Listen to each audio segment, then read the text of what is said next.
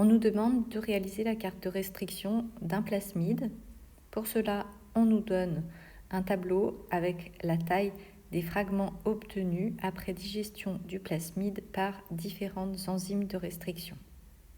On va dans un premier temps représenter un cercle qui correspond au plasmide. La première question à laquelle on doit répondre, c'est quelle taille fait ce plasmide? Si on observe avec écohérin, enzyme de restriction écohérin qui ne digère visiblement qu'une seule fois le plasmide puisqu'on a une seule bande, on a une taille de 5,4 kg paire de base. Si on fait la somme ici pour IND3, on obtient également 5,4 kg paire de base et pour salle 1, on obtient 5,4 kg paire de base. On a donc un plasmide qui fait 5,4 paire de base.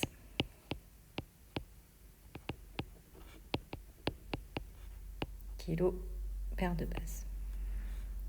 On doit maintenant placer sur ce plasmide les sites de restriction pour les différentes enzymes écohérin, IND3 et SAL1. Il y a plusieurs stratégies.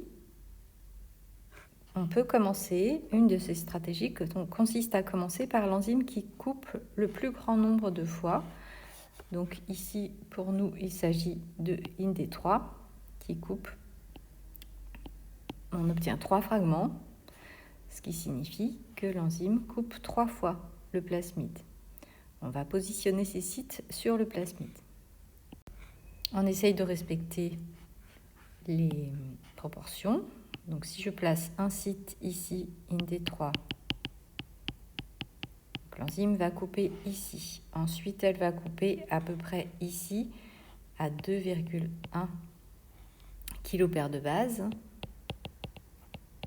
On aura donc un premier fragment qui fait 2,1 kg paire de base. Elle va couper une deuxième fois à peu près ici pour obtenir un autre fragment de 1,9 kg paire de base. Et on aura donc un troisième fragment qui fait 1,4 kg paire de base. Ensuite, on va essayer de placer sur ce plasmide les sites de restriction, par exemple pour écohérin. Pour cela, on va regarder ce que donne le mélange écohérin plus IND3. Avec les bandes qu'on obtient, on va retrouver la bande à 2,1 kg paire de base obtenue avec la coupure par IND3 seul, la bande à 1,4 kg paire de base. Par contre, la bande à 1,9 kg paire de base est visiblement coupée en deux, puisqu'on obtient un fragment de 1,3 et un fragment de 0,6. Ce qui signifie donc que écohérin ne coupe pas dans le fragment de 2,1 kg paire de base, qu'elle ne coupe pas dans le fragment de 1,4 paire de base. Par contre, elle coupe au niveau du segment de 1,9 paire de base et elle va le couper en deux. Donc on obtient un fragment de 1,3 et un fragment de 0,6. On essaye de respecter les proportions et on va placer le site de coupure par écohérin. Il y a deux possibilités, soit écohérin coupe de ce côté-ci avec un fragment de 0,6 et un fragment de 1,3, soit elle coupe de ce côté-là avec ici de ce côté-là le fragment de 0,6 et de ce côté-là le fragment de 1,3. On va garder ces deux possibilités pour l'instant. On va maintenant tenir le même raisonnement pour l'enzyme SAL1.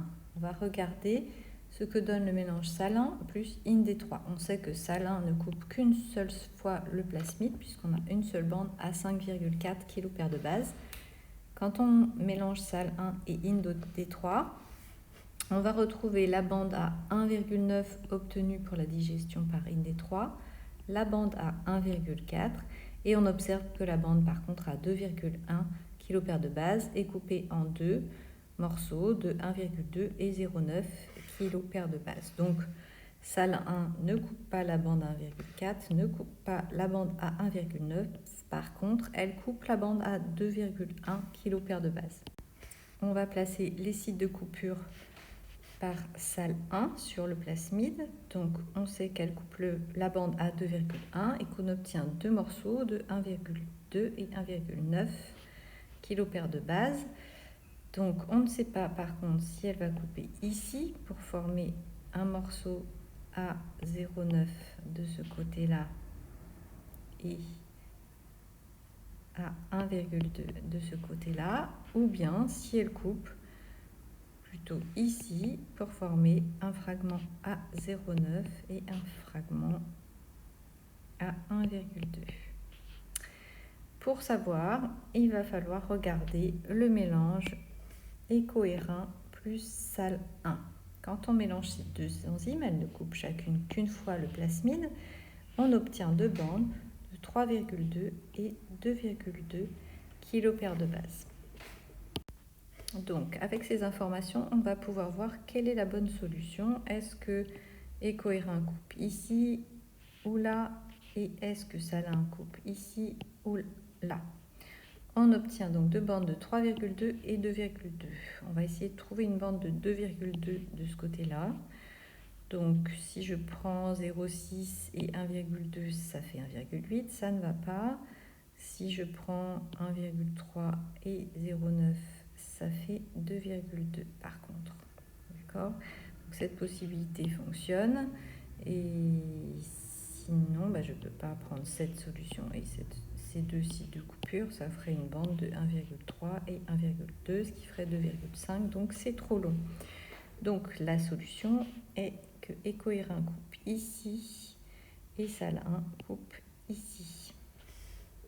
On va donc remettre tout ça au propre. On va refaire notre plasmide, donc qui fait 5,4 kg paire de base. On replace nos sites IND3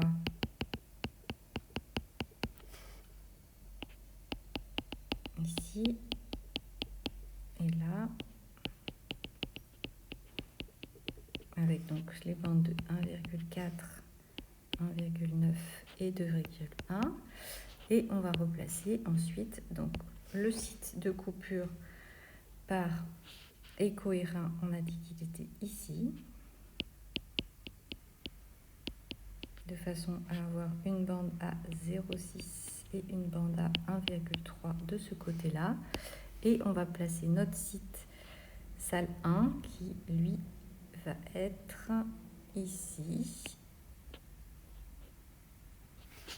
Donc, salle 1 avec une bande qui fait 0,9 et une bande qui fait ici 1,2. On vérifie que pour Ecoerin et salle 1 mélangés, on obtient une bande de 1,3 plus 0,9, ça fait bien 2,2. Et de l'autre côté, on a une bande de 0,6 plus 1,4, ça fait 2, plus 1,2, ça fait 3,2. Donc c'est bien ce qu'on obtenait ici. On a donc notre carte de restriction.